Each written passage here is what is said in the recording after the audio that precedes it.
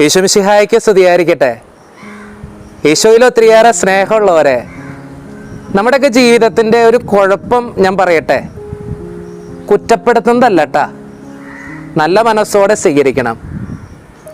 എന്താണെന്ന് വെച്ചാൽ, നഷ്ടമാകണവരെ, നമ്മുടെ കൂടെയുള്ളവരെ, നമ്മളെ ചേർത്ത് പിടിക്കണവരെ, ഏതാപത്തിലും നമ്മുടെ അടുത്ത് ഓടിയെത്തുന്നവരെ മനസ്സിലാക്കാൻ നമുക്ക് പറ്റുന്നുണ്ടോ? നഷ്ടമാകണവരെ, നമ്മുടെ കൂടെ ഉള്ളവരെ മനസ്സിലാക്കാൻ നമുക്ക് പറ്റുന്നുണ്ടോ? ഇല്ല എന്നുള്ളതല്ലേ ഏറ്റവും വലിയ സത്യം. നമ്മുടെ കൂടെ ഉള്ളവരെ, നമ്മളെ സ്നേഹിക്കണവരെ മനസ്സിലാക്കാൻ നമുക്ക് പറ്റണില്ല. എനിക്ക് തോന്നുന്നു അതാണ് നമ്മുടെ ജീവിതത്തിൻ്റെ ഏറ്റവും വലിയ കുഴപ്പം എന്ന്. നമ്മളൊക്കെ സ്നേഹിക്കുന്ന, നമ്മളൊക്കെ ഇങ്ങനെ പൊതിഞ്ഞു പിടിക്കുന്ന ഒത്തിരി കരങ്ങളുണ്ട് നമ്മുടെ കൂടെ. നമ്മളെ മാത്രം കാണാൻ ആഗ്രഹിക്കുന്ന, നമ്മളെ മാത്രം കേൾക്കാൻ ആഗ്രഹിക്കുന്ന കുറേ പേര്. അവരെയൊക്കെ ചേർത്ത് പിടിക്കാൻ പറ്റിയ നമ്മുടെയൊക്കെ ജീവിതം വളരെ സുന്ദരമായിരിക്കും കേട്ടോ. നമ്മുടെ കുഴപ്പം എന്തെന്നറിയോ? ഒത്തിരി സ്നേഹങ്ങളുടെ പിന്നാലെ, ഒത്തിരി കാര്യങ്ങളുടെ പിന്നാലെ നമ്മളിങ്ങനെ ഓടി നടന്നുകൊണ്ടിരിക്കുക.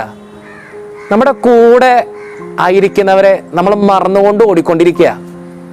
നമ്മുടെ കൂടെ ഉള്ളവരൊന്ന് സ്നേഹിച്ചു നോക്ക്. നമ്മുടെ കൂടെ ഉള്ളവരെ ഒന്ന് ചേർത്ത് പിടിച്ചു നോക്ക്. നമ്മുടെ അപ്പനെ, അമ്മയെ, നമ്മുടെ സഹോദരങ്ങളെ, ഭർത്താവിനെ, ഭാര്യയെ, മക്കളെ, സുഹൃത്തിനെ, അവനെ, അവളെ ഒക്കെ ഒന്ന് ചേർത്ത് പിടിച്ചു നോക്ക്. നമ്മുടെ ജീവിതം സുന്ദരമായിരിക്കും. അപ്പം മരിച്ചുപോയ ഒരു ചെറുപ്പക്കാരൻ എന്നോട് പറഞ്ഞത് ഞാൻ ഇന്ന് ഓർക്കുക. അച്ഛാ, അപ്പനുള്ളപ്പോൾ അപ്പൻ്റെ വില ഞാൻ മനസ്സിലാക്കിയിട്ടുണ്ടായില്ല. എന്നും അമ്മയായിട്ട് വഴക്കൂടുന്ന ഒരു പെങ്കൊച്ച്, അവളുടെ അമ്മ മരിച്ചു പോയപ്പോൾ അവള് പറയാ, അച്ഛാ, എൻ്റെ അമ്മയുടെ കൂടെ എന്തോരം വഴക്കൂടിക്കണമെന്നറിയോ, പക്ഷെ ഇപ്പം മനസ്സിലാക്കുക എൻ്റെ അമ്മ എനിക്ക് ആരായിരുന്നു എന്ന്. കൂടെ ഉള്ളവരൊന്ന് മനസ്സിലാക്ക് എൻ്റെ സ്നേഹം നിറഞ്ഞവരെ. കൂടെ ഉള്ളവരൊന്ന് ചേർത്ത് പിടിക്ക്, ജീവിതം സുന്ദരാകും.